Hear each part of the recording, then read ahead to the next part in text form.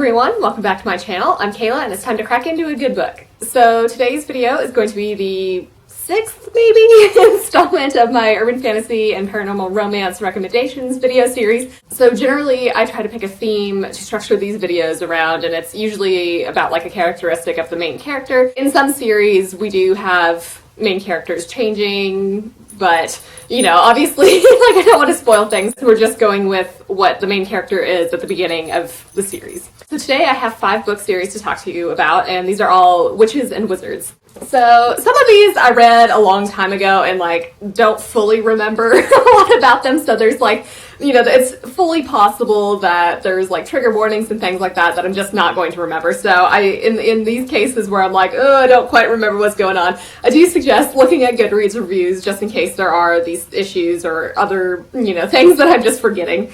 So the first book series that I'll talk about, I think, is going to be the Lone Star Witch series by Tessa Adams. Tessa Adams is a pseudonym for Tracy Wolff, just in case any of you care.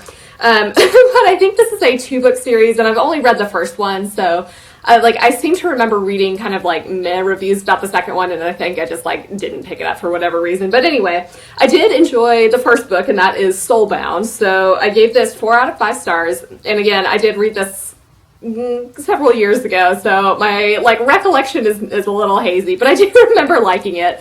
This, I think, leans more towards paranormal romance, but basically the premise here is that we have our main character is the 7th daughter of a 7th daughter, and so she's like supposed to be a witch of amazing, incredible power. So our main character, Xandra, I think hasn't quite lived up to the expectations of, you know, like this magical ability or whatever.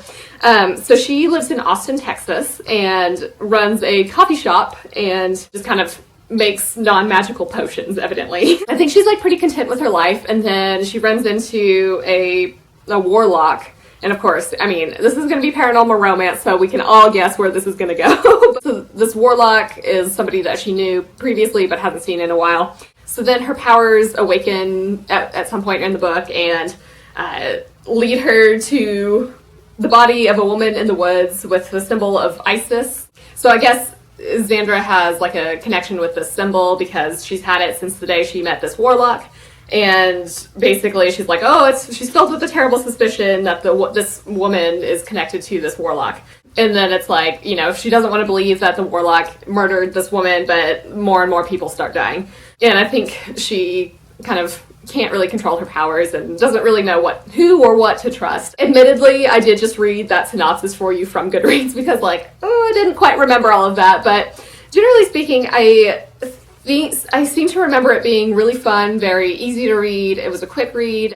I seem to remember enjoying the romance, and I think I liked the main character. So I do see some Goodreads reviews saying that the first book ends a little abruptly. I don't really remember that, but you know, maybe that happened. I don't really know why I didn't pick up the second book. Just like looking through Goodreads reviews, I mean, some people are kind of like, I seem to remember there being some things where like the main character kind of became an idiot suddenly, and like I don't remember her being dumb in the first book, but again, it's been a while. So yeah, this one is like, I mean, I remember enjoying it, but I don't remember like full details, so you know, I'm still just going to mention it here just in case that's something that sounds interesting to you and that you want to check out. But like, you know, of the books, that series that I'm going to mention is probably, you know, one of the ones that I'm not quite as eager to recommend, I suppose. So then the next book series that I'll talk about is the All Souls Trilogy by Deborah Harkness, and the first book here is A Discovery of Witches. Now I know that this does not work for everybody, and like I know some people are just think it's like really cheesy and not well written. Personally speaking, I had a good time with it. Let's see. I rated all 3 books in the main trilogy 4 out of 5 stars, and then I recently read Time's Convert, which was a book set in this world, kind of like a spin-off following secondary characters. And it was all right. I rated it 3 out of 5 stars. Like, parts of it were really enjoyable, but parts of it were like incredibly boring. But anyway, so A Discovery of Witches, we follow Diana Bishop, who is a witch. I don't know if Diana was actually a librarian or if she's just like a researcher at Oxford. While she's like researching in the library, she ends up calling a like bewitched manuscript, and she like is obviously kind of familiar with sorcery and like witchcraft in general. So I think she like kind of looks at the book and then like banishes it away. And then basically this discovery kind of stirs up things, and we've got demons, witches, and vampires descending upon the library because this manuscript is like a treasure that's been lost for centuries, and naturally she's the only one who can break its spell. So then the second book, we go back in time to Elizabethan London, and there's, you know, like spies, magic, and the School of Night, which are, I think, one of our main characters' friend group, essentially. And then, you know, of course, the third book kind of like wraps everything up, and then they go back to like normal time, and I think are still looking for this manuscript. So we do get a variety of supernatural creatures. Like we have witches, we have vampires, demons, obviously. I seem to remember there being werewolves and things like that, but you know, don't quiz me on that. I don't know. I don't remember for certain. It's definitely much more like paranormal romance-y. Like, the romance itself is a little cheesy, but I remember just kind of, you know, having a good time with it. Again, this is one that has been a while since I've read, but I seem to remember it just being like very easy to read, pretty fast-paced. I like the whole, like, you know, mysterious magical manuscript situation. I would say, like, if you're not in the mood for a romance, like, probably skip this book because it is, or skip this series because it is, like, fairly heavy on the romance. But this is definitely one that is very hit or miss. Like, I've been looking through some Goodreads reviews, and even from my friends who, you know, like, I generally share some taste with, like, the reactions vary wildly. We've got some people who really loved it and some people who really hated it. So, you know, it's going to be very hit or miss. I would say, like, if kind of like what I've said intrigues you, maybe check out the Goodreads reviews and see if it's something that's going to work for you. I seem to remember having a good time with it. Again, the, like, spin-off book that I read recently wasn't as great, and so, like, you know, I don't know if it was just weaker than the actual trilogy, or if, you know, my tastes in books have kind of changed a little bit, but... So the next book series that I'll talk about is the Persephone Alcmedi series by Linda Robertson. So the first book here is Vicious Circle, and this is an older series, and I think 6 books have come out. On Goodreads, there's the book 7 listed, but it's been years since any of these were published. Like, book 6 was published in 2013, so I don't know what the state of this series is exactly. But this is a really fun series. I do remember really enjoying all of these books. So our main character, Persephone, is a witch, obviously. So she makes a living by reading tarot cards for everybody, and then, you know, writing in a newspaper, and it says kindling werewolves in the basement during full moons. So that is a helpful service, I suppose. One of her friends ends up being murdered, so the high priestess of the local coven hires her to hunt down the killer. And so she ends up getting help from her werewolf friends, including Johnny, who, I'm going to read you the description on Goodreads, the hunky 6'2" leather-clad singer for the techno-metal goth band Lycanthropia. And of course, naturally, they're attracted to each other. Like, this is, I think, more paranormal romancy. Like, I seem to remember the romance being pretty heavily featured here. We have a variety of different magical creatures here, obviously. Then the second book, we've got like a master vampire wizard, and then there's like fairies, and there's some sort of like beauty pageant competition situation. Then the third book is kind of about fairies versus vampires. The fourth book deals more with the werewolves, and the fifth book, there's something to do with vampire politics, a dragon, and then like a government investigator. And then the sixth one, we've got a magical artifact. So, like, obviously I'm being very vague as to not spoil things, but it looks like I gave all of these books 5 out of 5 stars. So again, this is one that I did read a while ago, so I don't remember if there's, like, any problematic content or anything like that, but what I do remember is just, like, really enjoying it. I seem to remember it being, like, pretty funny. I liked the main character quite a bit. There's obviously a variety of supernatural creatures here. It's always interesting to have this, like, tarot card aspect somehow involved in books.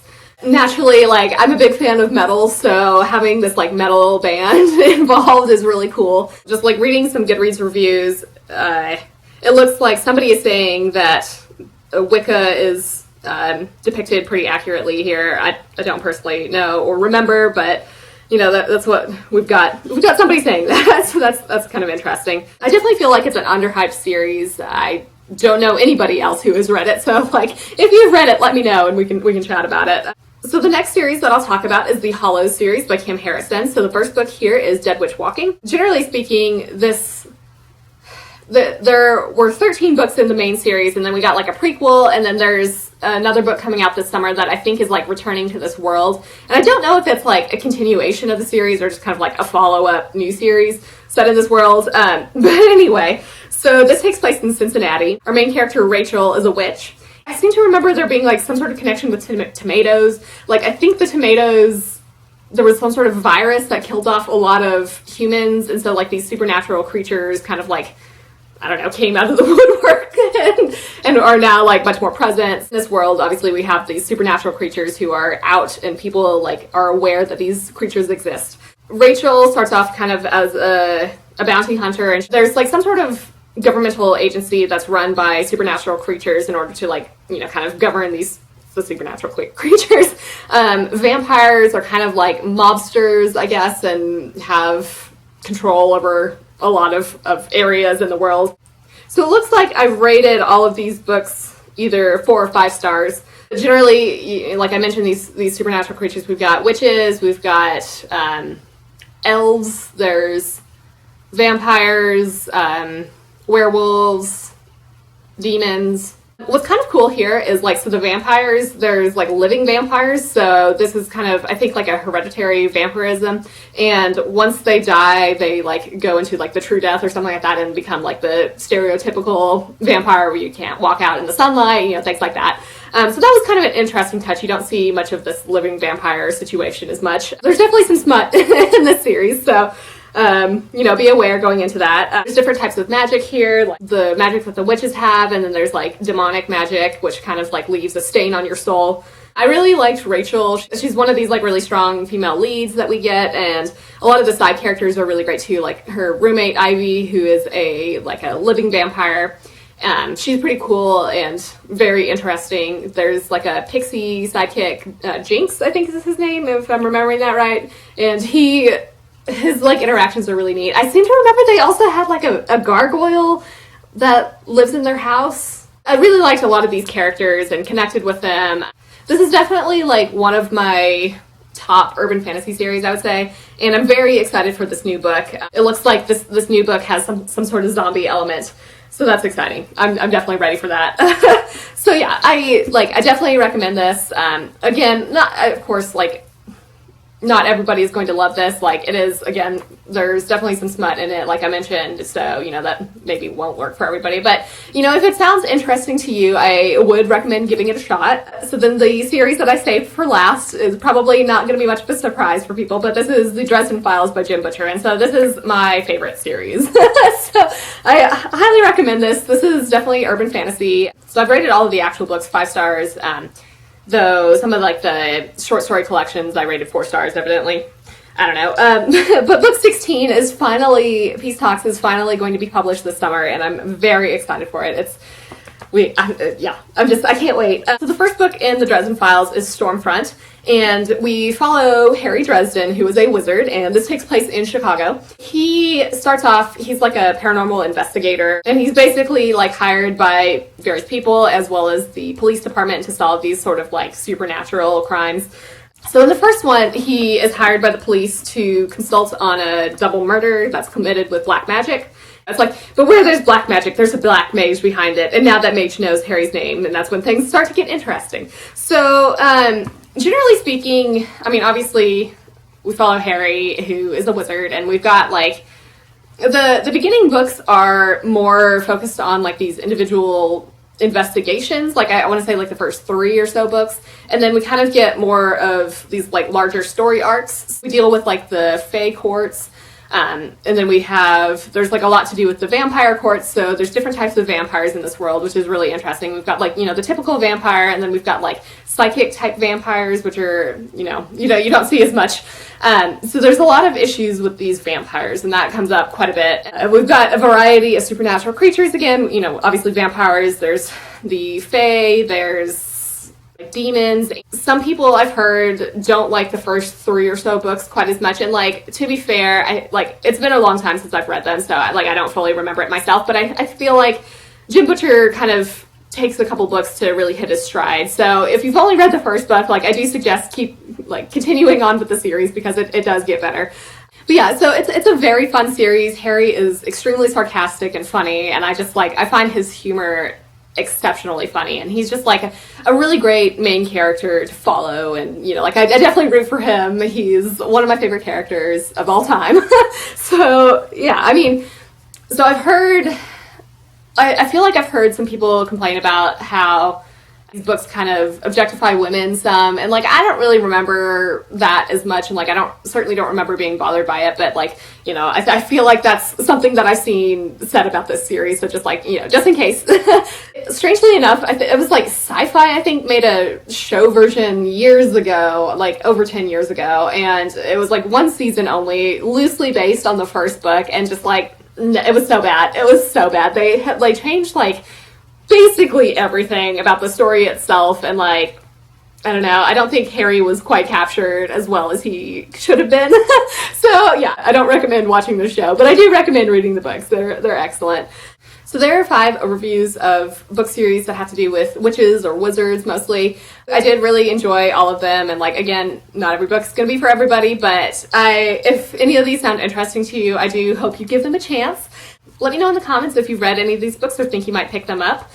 Obviously, there are more than just these 5 series that have to do with witches and wizards, but I'm trying to do, you know, like smaller increments for this like video series itself. I hope you're having an excellent day and are reading something awesome. If you enjoyed this video, feel free to give it a big thumbs up, as that would certainly help me out. But with that, I think I'm going to wrap it up here and see you in the next one.